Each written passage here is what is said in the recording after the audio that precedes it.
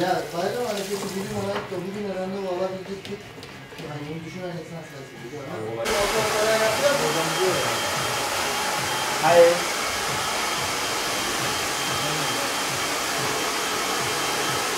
Evet.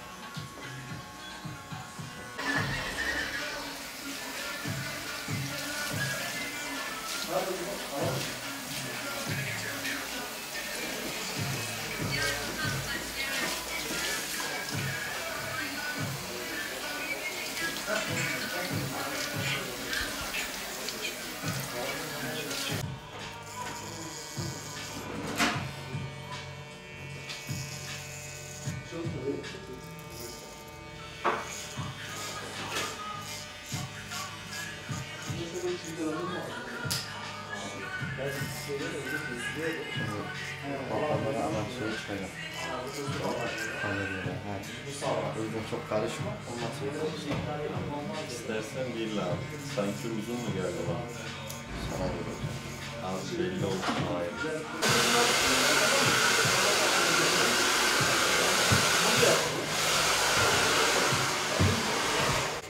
Nasıl söyleyecektim de sen...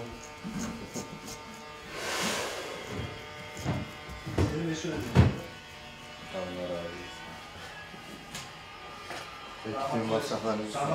Öncelikle tüm İslam aleminin Kurban Bayramı mübarek olsun. Bayram dolayısıyla birazcık yoğunluğumuz var. Ama biz bunları genelde ekibimizde genelde yoğun bir şekilde olsa da salonumuz her türlü güzel bir şekilde hizmetimizi veriyoruz. Bayramdan önce de bir yoğunluğumuz oluyordu. Zaten randevu sistemiyle çalıştığımız için de bu şekilde gelenler fazla beklemiyorlar. Yoğunluk da var ama ekibimiz sağlam olduğu için de güzel hizmetler veriyoruz efendim. Bayram dolayısıyla işte gece geç saatlere kadar çalışıyoruz. Normal çalışma saatlerimiz sabah 9, akşam 9 ama bayram dolayısıyla millete hizmet verebilmek için, herkese hizmet verebilmek için sabah 9, akşam 12, 1, gece geç saatlere kadar hizmet veriyoruz.